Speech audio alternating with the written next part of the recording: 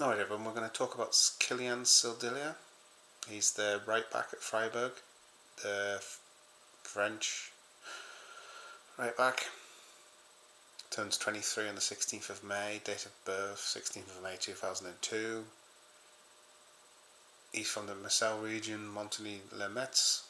He's 6'1" or 1m86. His youth career, AS Montigny-le-Metz, for a year from 2008 to 2009. The next year, 2009-10, he was at APM Metz, and then up till 2020, so the next 10 years he was at Metz. 2019-2020 he was at Metz Dieu.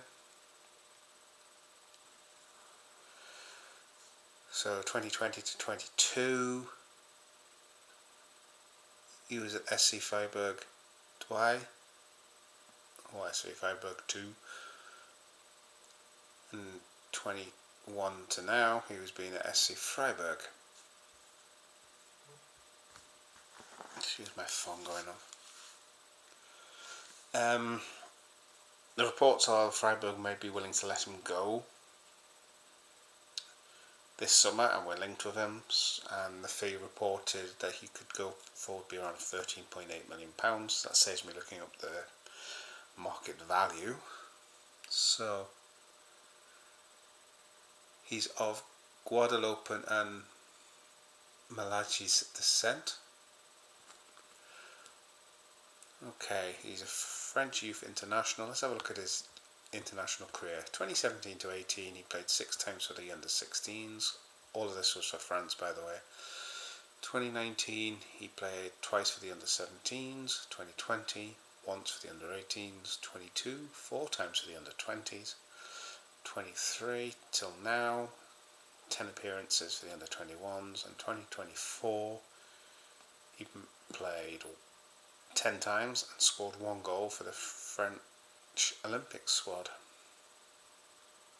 Let's have a look at his career history.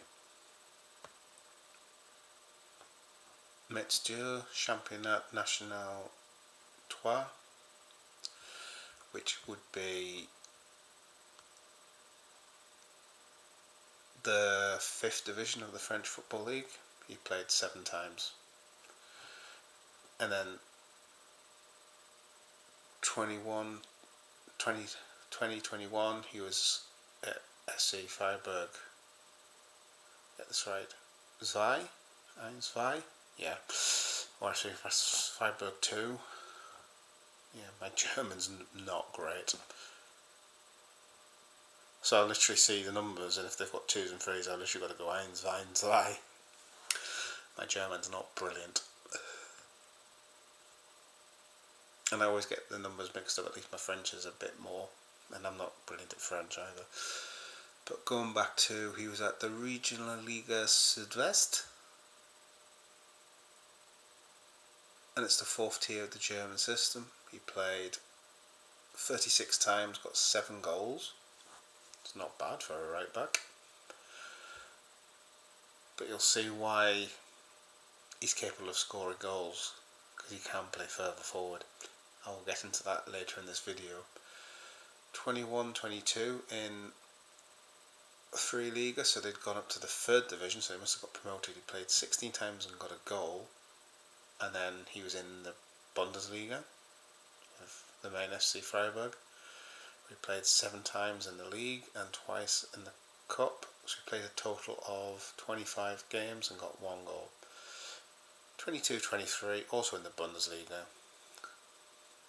27 appearances, 4 appearances in the Cup, 7 in the Europa League, so he played 38 times. Last season, same again in the League, 27, 2 in the Cup, 9 Europa League appearances. He scored in the Europa League, so he played 38 times again, and got 1 goal this time. This season, he's only played 16 times, scored twice, 1 appearance in the Cup, 17 times played, 2 goals.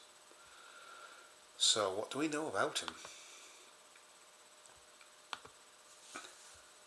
I have seen Football Talent Scout, so I'm going to come back to Football Talent Scout.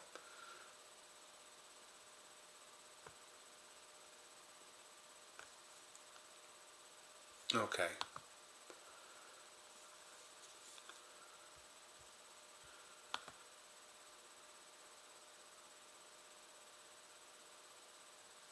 Right, where are we? We'll also have a look at the Bundesliga profile for him.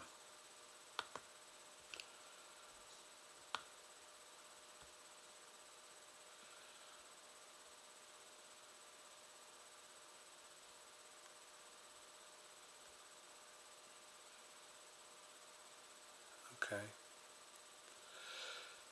Tells us a bit more in his 16 appearances, 2 goals. This is for the Bundesliga. Ball actions 553, distance kilometers 98.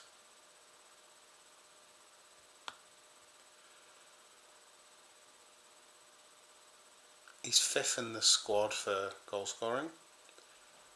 He shares it with Matthias Ginter, Christian Gunter, Junior Adamu and Michael Gregoritz.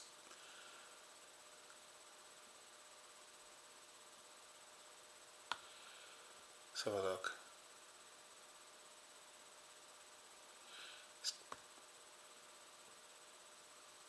The last match he played, they played SC Union Berlin, lost 2-1. He had 50 individual ball possessions, 13 tackle challenges. He won 8 of those. He made 28 successful passes. He covered a distance of 8 kilometres and had 12 sprints, and that was for 67 minutes. He's won 33 of his 77 games. He's played every game for Freiburg. He hasn't played for anybody else. So he's had 6 shots, 2 goals, 95 tackles won, 22 aerial duels. This is for this season. 8 fouls, 2 yellow cards, 200 sprints overall, 616 intensive runs, 98 kilometres covered, average speed of kilometres, I think it's 32.96 miles per hour. I think that's about 24 miles an hour. I'm going to have to go with that. I like to be thorough.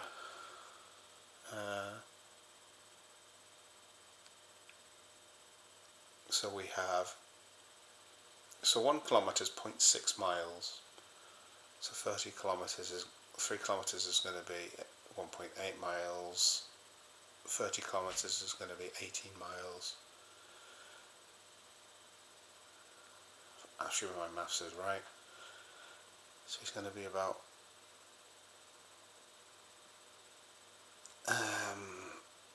20 miles an hour.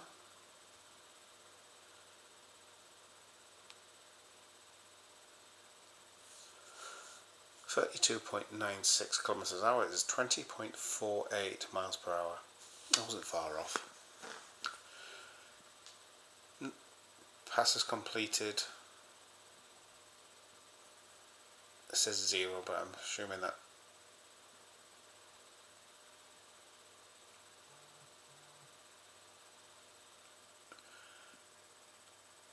they've just been praising his passes there, so I think there's a typo here. What was it they said? 28 successful passes, but they say here none in the season. But there was 28 in his last match. I don't know why that's wrong. No own goals, 13 crosses. And the last match it says here 4-1.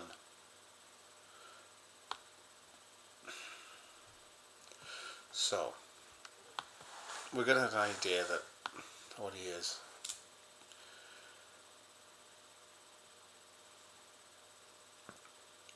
Now, I was doing some research and looking at videos, and I could have sworn I saw him in like a more advanced role, so I'm assuming he can play as a winger.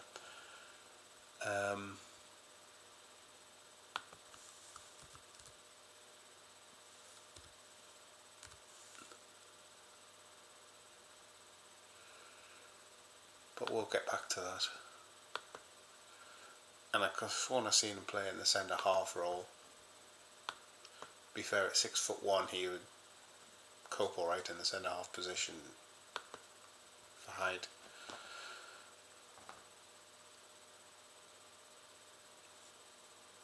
He's an aggressive, defensive player. He's not over the top, but he will go in strong and firm, fairly, of course. And the reason why I thought he was playing in the centre back, because he was more central and he was good in the air.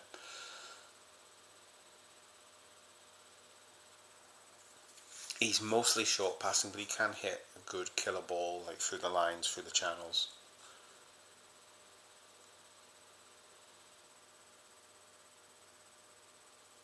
We've seen with the yellow cards that he can be a bit inconsistent, so he might cause a few fouls. He's young, he will learn.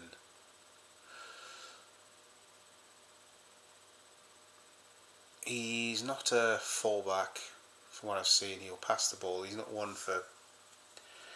He's not like Mila Kirkes, put it that way, who is really... will try to break lines. He will have a progressive carry. Sildillia is probably more defensive than that.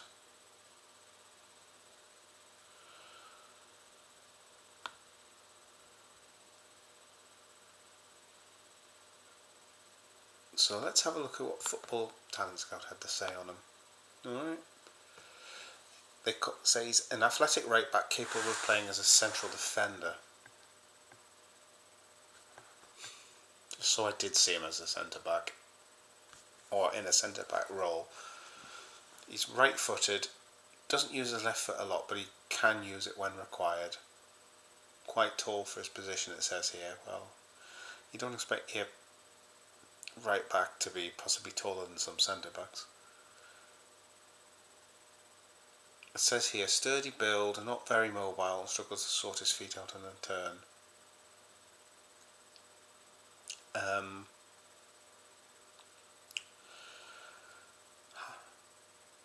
So he's not easy to knock over, not very mobile, he's not up and down, he's not a Kirkes type fullback basically. As for struggling to sort his feet out on the turn,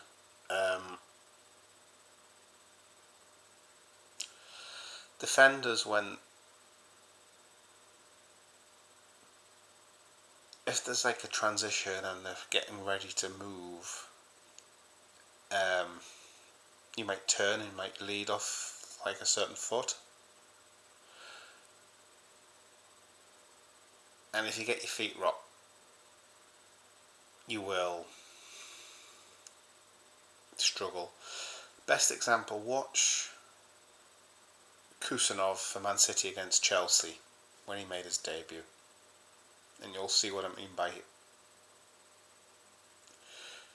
sorting feet out on the turn. If you turn and lead off on the wrong foot,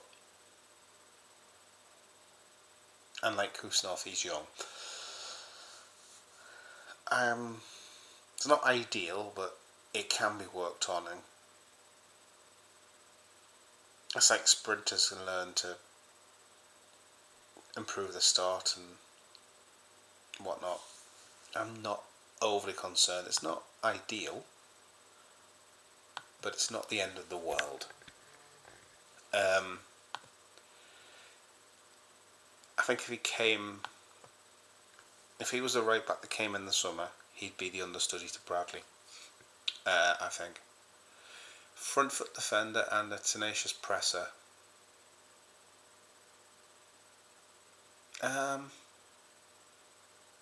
So your front foot's your leading foot. Alright? So for him, his front foot's his right foot. Tenacious presser. That would benefit slot style. So if he loses the ball back in a high area,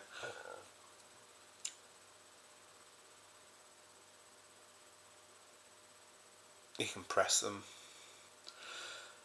Ability to hassle opponents and to turn the ball over. Basically, pressing and hassling him is basically giving up possession. Alright? Can get caught flat-footed 1v1 and beaten on the dribble. That is with the sorting feet out on the turn. Aggressive in tackle but inconsistent timing. Well, we've seen that with the yellow cards, and I think I mentioned he's not the most consistent in his challenges.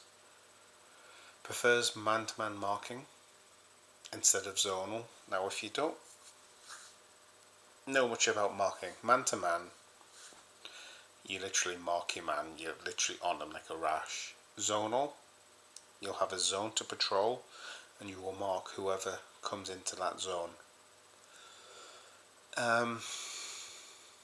Believe not, some people still don't understand man-to-man and zonal marking. So I'm just trying to explain it for those that don't know it. And also, if you're young, I mean, there are some young viewers who watch. Another good reason for going really in depth is just to help them learn. Alright? And that's what defending zonally is. Can have momentary lapses of concentration when man marking. See Canate against Fulham. Uses his height to his advantage, it says here, and is dominant aerially with a great leap, and a technique making a threat from set pieces. That's actually quite handy. So if you think this season our main defensive threat from set pieces will be Virgil and Canate going up, now if we had a right back going up as well that can challenge in the air, it gives, because you naturally only have your two centre backs marking the tall players. If you've got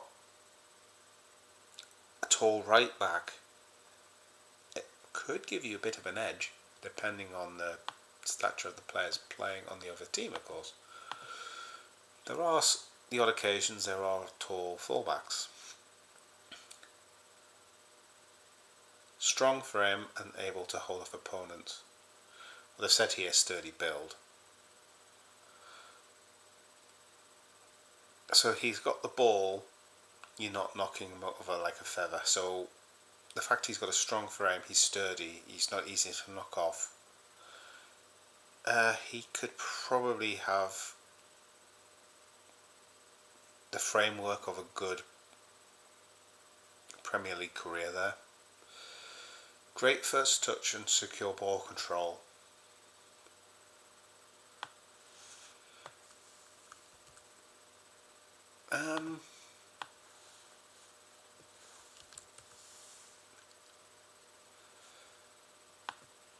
That's good. Alright, that's really good.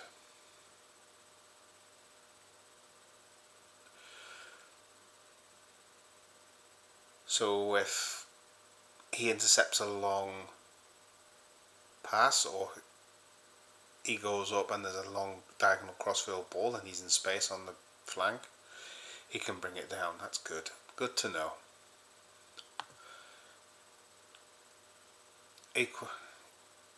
Equanimous on the ball.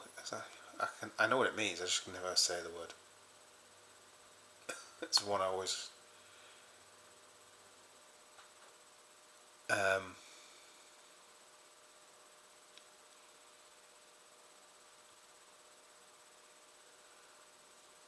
I'm going to see, I don't know if this will work, but I'll see if Google will pronounce it for me. Equanimous. Equanimous, okay. I had to put it into... So basically he's a calm and composed player on the ball. He doesn't panic, he doesn't get flustered. He's in control of his situation.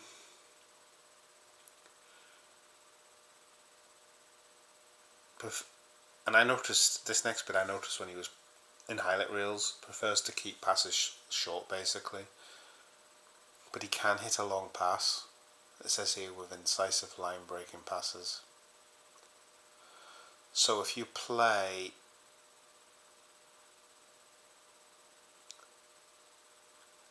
between the lines. So think of your line in midfield and your line of your defence. You play in between them. You're breaking those lines. But he won't break them with ball carrying, so he won't run forward with it. He'll prefer to pass. He will try 1v1 take-ons, but he's not had much joy with it. Not every fullback needs to be able to beat the man, so he will be a more defensive right back. He will be very much the opposite of Trent. Very much the opposite. He'll probably be more defensive than Bradley. Bradley will go forward. Bradley can beat a man. Bradley can cross.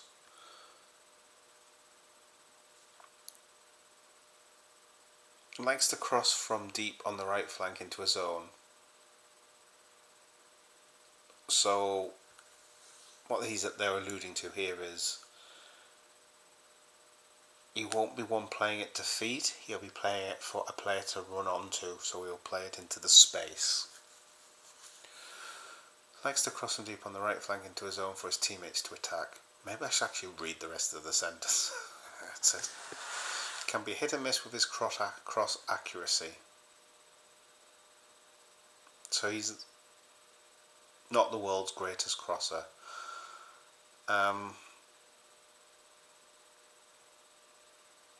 That would be another reason why, if he arrived, he'd be more of a backup to Conor Bradley. He probably wouldn't be my first choice right back to come in either. That would be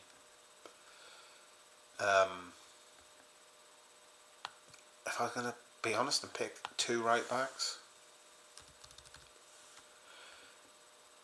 my first two choices are the Charles Geertruida, who's the Leipzig right back who worked under Slot, and the other right back would be Frimpong. They would be my two choices for right back, I think. So,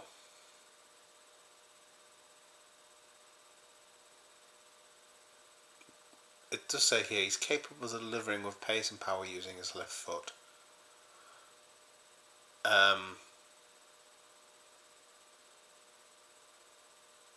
So if he's playing on the right and he's hitting them with pace and power with his left, I'm assuming he's hitting in swingers. Rarely gets into shooting positions. Able to get great height and distance on his long throws. Oh, that's an interesting asset to have.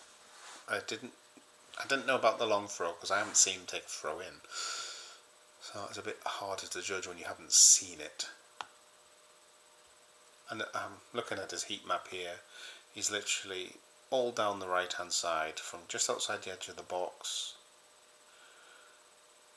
I'd say the last third of our half up to the halfway line, and then that last third on the other mirror image on the other side is where it's reddest.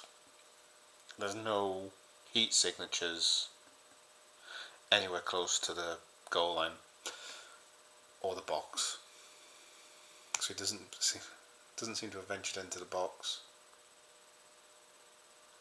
So what have we got here? He's played as a right back in a 4-3-3, 4-3-1-2 and a 4-1-4-1.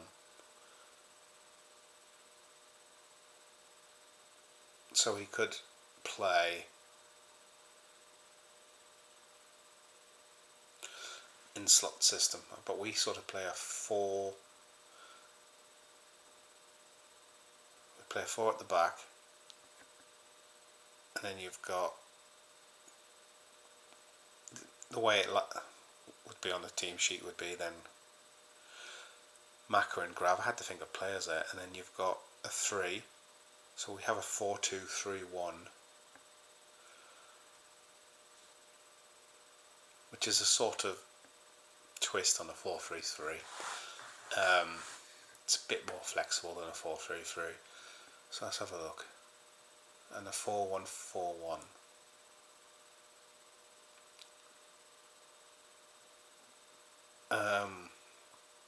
On the 4-1-4-1 is a variation on 4-5-1. And as a right-sided centre-back in a 3-4-2-1. Ah, right, that would make sense. With his height, he could get forward, and he's got the wing backs. Makes himself available as a passing option after scanning and calls for the ball.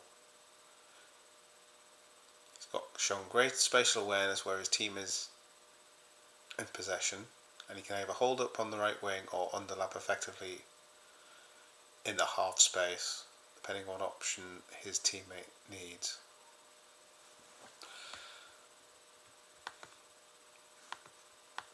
I was going to see if I can see anything on him doing that.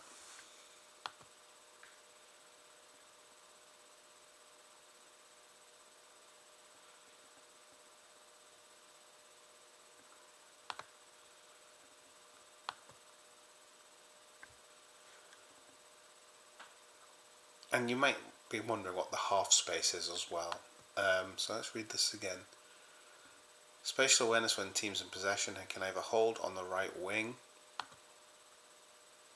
So that's literally, think of the edge of the box on the right hand side, okay, the touchline side.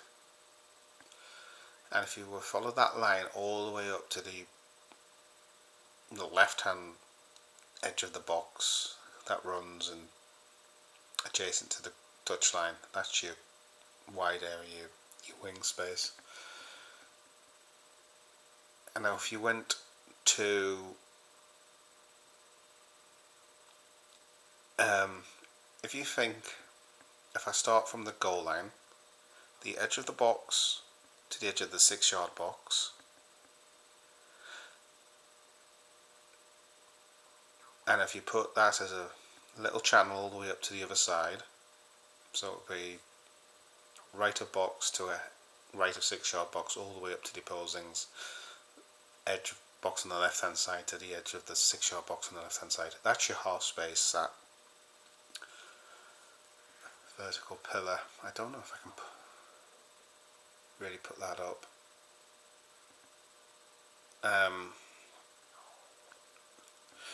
It's like a vertical zone between the central zone and the wings. So the centre of the pitch, which is usually the width of the 6-yard box, all the way down, and then the wide areas are from corner flag to box all the way down, that width, and the little bit in between, that's your half space.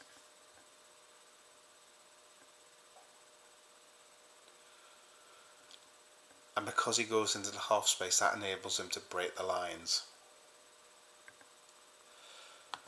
Okay. So where were we? Tend to advance into the same supporting areas on the right, even when playing as a centre back. Aggressive closing down out of possession means he can be drawn out and the space behind him exploited. So you can get him. You can be a subject of the opposition breaking the lines with the way he can play.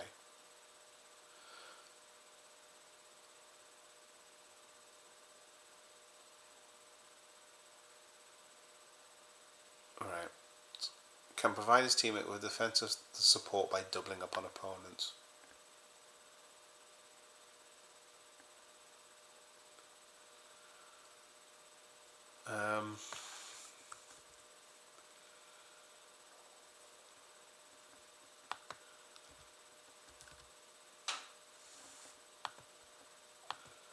So what else do we have? I had seen him a little bit further forward, but I wonder if that's when he's high pressing.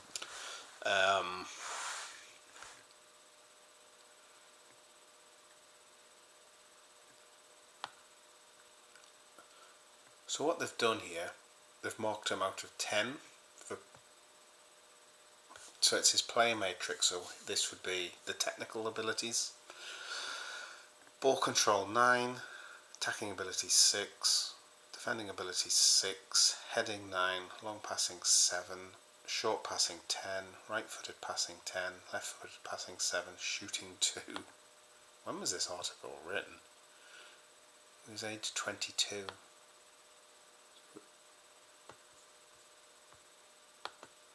So pretty much recently. Running with the ball 5, defending 1v1 5, tackling 6, crossing 7. I'd agree with the ball control. The attacking ability I'd give him a 5, defending ability I'd give him a 7, long passing I'd give him, I'm going to stick with 7 because I didn't really see him break the lines that much. Short passing is what I saw him do a lot of. Excuse me, I'm knocking my camera. 10, right-footed passing 10, I would say 9 and 9. I think 10 means you're perfect. Shooting 2, you know what, I've never actually seen him shoot, so I'm going to have to go with it. Running with the ball 5, well, mixed success, I'd say 5 is fair. Defending 1v1 5, I'd say 6. Tackling 6, I'm going to go 6 to 7. Crossing 7, yeah, I'd say that's fair. The tactical ability, they've got vision 8, I would agree with that. Awareness 10, I'd say 9. Movement off the ball, they say 10, I'd say 9.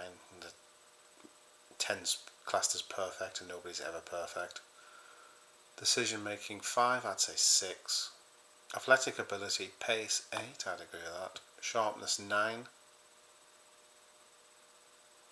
say 8. Mobility 4, I'd say 5. But I haven't seen him live as much as people that did this analysis have. Work rate 7, I'd say 8. Character, right. Effort to win the ball back 9. If I wasn't so on the view a 10 is perfect, you can't get better, I'd give 10, but I'd say 9. Bravery, physical, they've given 10, I'm going to say 9. Mental bravery 8, yeah, that's fair. Energetic 8, I'd say 9. Leadership 8, I'd say 9.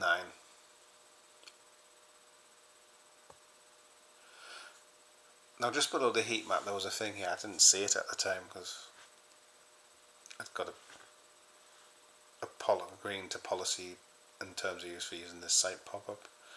It says he's very vocal and constant communicating with teammates, able to assert himself and help with box organisation by directing teammates. Can improve his decision making significantly when out of possession. You might wonder why I'm going back to that because it's got here leadership 8, I'd say 9. I think, did I do leadership? I can't remember. I can't even remember if I gave a 9 before.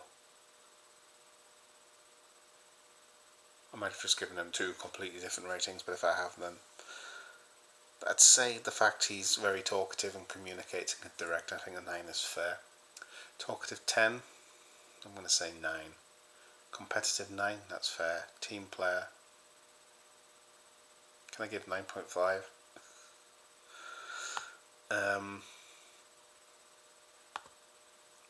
Yeah, let's give him the 9.5.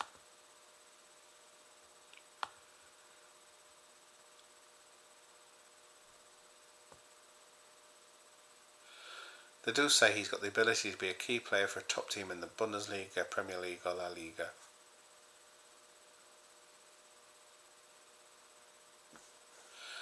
They do add, so drastically improving his mobility, 1v1 defending, defensive positioning, decision making, out of possession, ball carrying, an attacking contribution, and all of these can be done with time and coaching. Would see him surpass his projected ceiling and become one of the best defenders in the world. That's high praise. That is really high praise.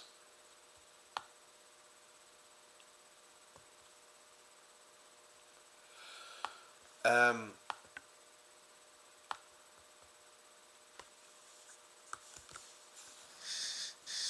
I have seen Freiburg play as well. I think they played tonight.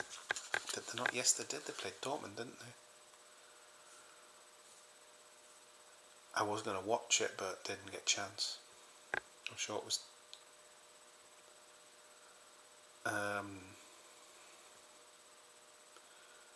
oh no, it was Wolfsburg, Leipzig I was going to watch tonight. Xavi Simons and Lois Openda scored for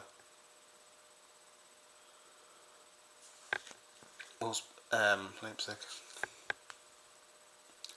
But I have seen Freiburg play because I watch as much of the Bundesliga as I can.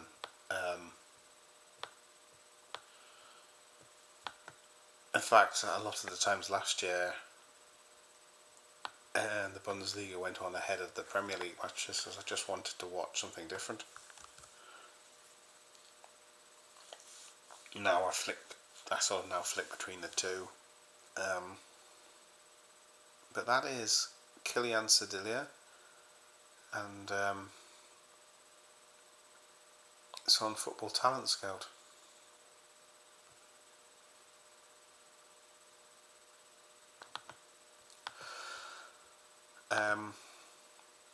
And if we sign him, he's going to cost just under 14 million.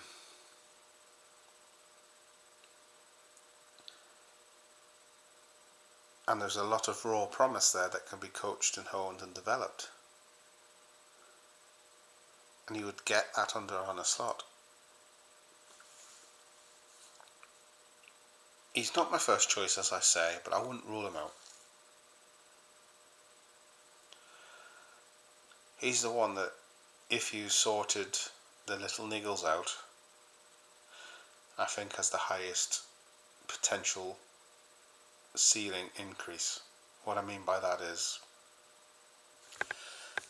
you'll be at a standard of player, like Conor Bradley will have a standard, and as he gets older he'll hit his potential, all being well, and the limit that he can hit would be the ceiling. But if you can push your training even more and push that top barrier even further up, you can see what they mean by he could become one of the best players in the world, and that's high praise. But thank you very much, take care, and I'll speak to you all soon.